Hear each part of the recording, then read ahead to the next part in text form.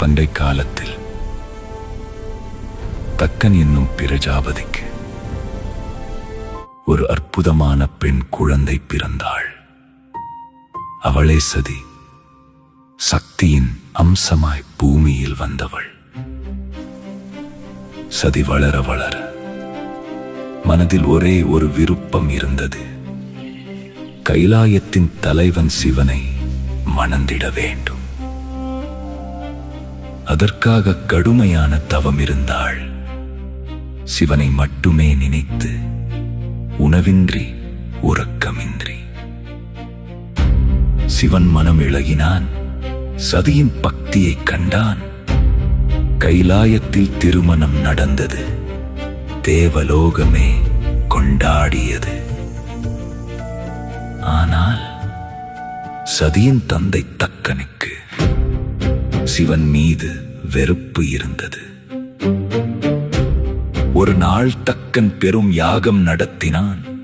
3 உலகிலும் உள்ள அனைவரையும் அழைத்தான்.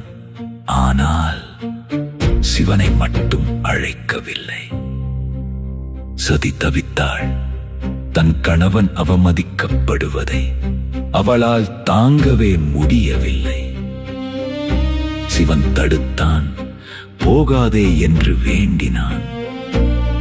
ஆனால் சதி கேட்கவில்லை.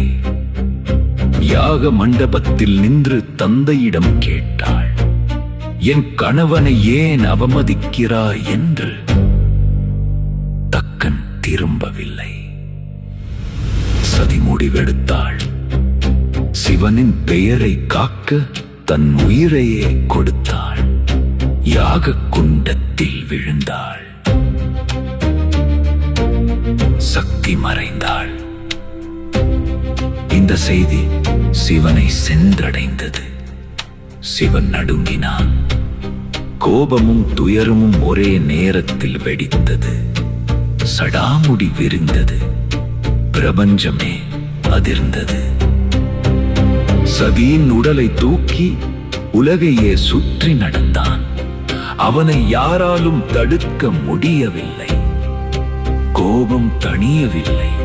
தக்கன் யாகத்தை தகர்க்க வந்தான். ருத்ர தாண்டவம் ஆடினான். 30 முக்கோடி தேவரும் நடுங்கினர். தக்கன் தலை துண்டானது. அகங்காரம் அழிந்தது. சிவன் கைலையில் மீண்டான். தவத்தில் அமர்ந்தான். சதி திரும்பி வருவாள் என்று நம்பி யுகங்கள் காத்திருந்தான். காலம் கடந்தது. இமவான் என்னும் மலைகளின் அரசனுக்கு ஒரு பெண் குழந்தை பிறந்தாள். அவளே பார்வதி, சதியின் மறுபிறப்பு. சிவனும் பார்வதியும் மீண்டும் சேர்ந்தனர். காதல் மரணத்தை வென்றது. சக்தி சிவனை விட்டு என்றும் பிரியவில்லை. இதுவே சிவசதி காதல் கதை. இன்றும் நம் நெஞ்சில் வாழும் ஒரு அமர காதல்.